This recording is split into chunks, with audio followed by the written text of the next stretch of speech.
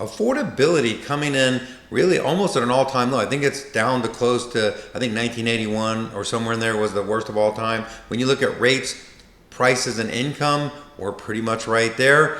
And at the same time, we got this forecast where the major indices that are really spending a lot of time, energy, and effort looking at where the market's likely to end up in 2025, looking, really a couple years ahead. That's really interesting, especially when we've got this frozen market where not a lot of things are changing. Rates have hovered around that 7% range for a while. And at the same time, we have sellers locked into these really low rates. And so even though inventory is drifting up, it's not drifting up a lot compared to where everybody thought inventory could be, especially when rates were 8%. And then I have this fascinating article, at least to me, that shows that 5% of the agents in any given market are doing about 40% of the business. That's just amazing. I want to show you what it says that they're doing and give you my thoughts on what I see a lot of these top agents doing day after day, week after week.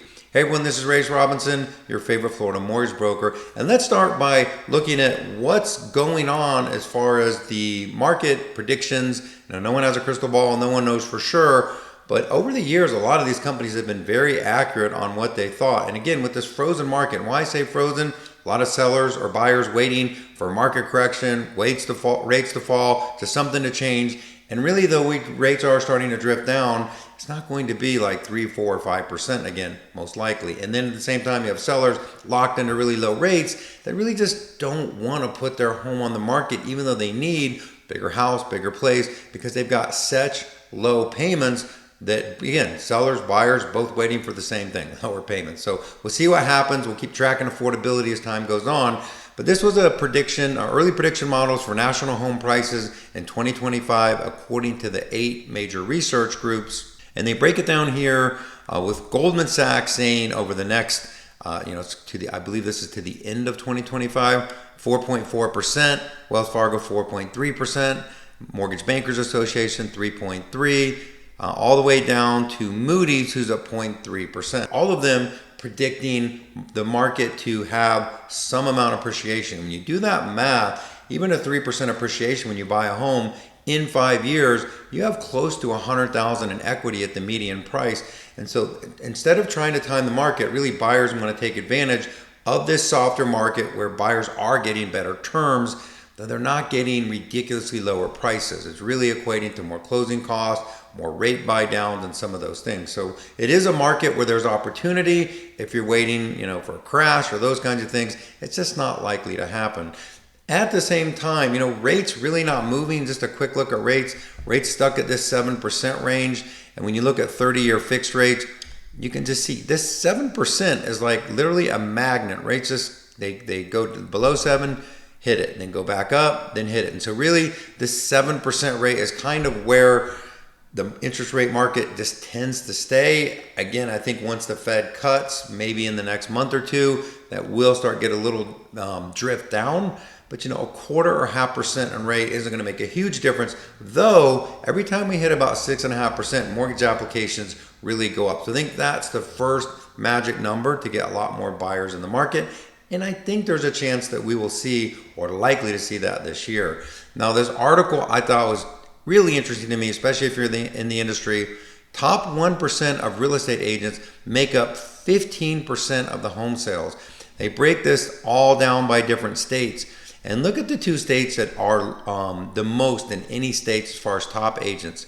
23% in Florida, leading the pack, and 19% in Texas. That just means that in Florida and Texas, if you're a good agent, you are getting a huge market share. And then even they do this chart here, and again, Kansas and Florida right here at the top, and you can see Florida, 39%, top 5% of the agents, 39% of the market, top 20% of the agents are doing 70% of the business, which just means you need to have skills in this market. And then with the changes coming on the buyer side with real estate commissions, I was just on a panel getting to speak on the NAR and the changes and how it's going to affect lending and real estate agents. One way it's going to affect it is I think that gap between the agents that do really, really well and the agents that are part-time or really don't or have developed the skills are going to grow, and you're going to see that market share grow with the better and better agents. Why do top agents hold so much market share? Number one, skill level. Many top agents typically have more experience and have owned their skills over the years. This is when you can affect some of these things. Longevity in the business, how long you've been around, you're just going to have more reach. But skill is something that you can practice.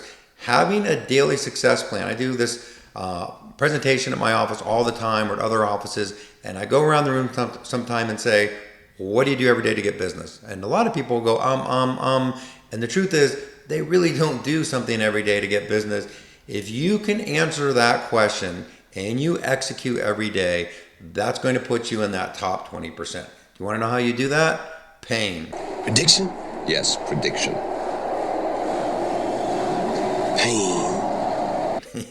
Pain? Yeah, if you wrote me a check for $5,000 and I said, tomorrow, I want you to do these activities or I'm going to cash this check, guess what? You'll do it. So whether you have an accountability partner that you meet to make calls, or you're doing a certain amount of videos every week, or cash a check, whatever it is, that's going to get you in action.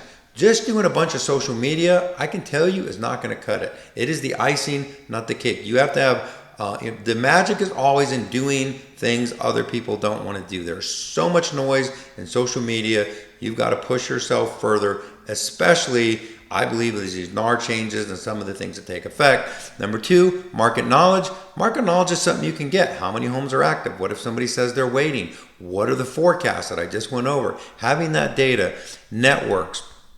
And this is one of the things that can be more in benefit of agents that have been around for a while, is they have a more extensive network of contacts. They've been around. But with that being said, I've talked to so many agents where we go over their database and I look at how many people are in there, and there's hardly anyone. If you think everyone that you know, who is your sphere, who is everyone they know, and who is everyone they know, you can go a couple people deep. If you don't have a couple hundred warm people that you can stay in touch with, that is your priority number one, is to get that list of people that are warm calls, warm people to stay in touch with, because trust me, those people are going to be buying and selling real estate. And then repeat clients and referrals. Number one way to get more business is to actually get more clients and referrals. And then marketing, marketing, power, brand recognition. Again, some of this takes time, because if you've been a realtor for 25 years, you're going to have a lot more market, brand, and recognition than someone that's new. But I can tell you time and time again, loan officers, real estate agents, I see in their first or second year in business, kicking everyone's butt because they're doing more every day. So I don't believe in magic. I believe that success leaves clues. And if you're looking to figure out what you need to do, reach out to me. I'd love to go over step by step. How do you set up a daily success plan? What do you want to do? How are you going to hold yourself accountable? And how often and how many times do you need to do those activities again and again? Once you figure that out, you rinse and repeat every day. And whether you're a loan officer, mortgage person, title rep, doesn't matter. You do those activities again and again, and you're going to be successful. So one, market going to continue to appreciate, probably no big market crash, and the agents that have the skills that are willing to do the work are going to do well. Anyways, that's all the information for this week. As more information becomes available that moves the market, as always, I'm going to cover it right here. This is Rayce Robinson, your favorite Florida mortgage broker. Have a great day, a great week, and I'll talk to you soon.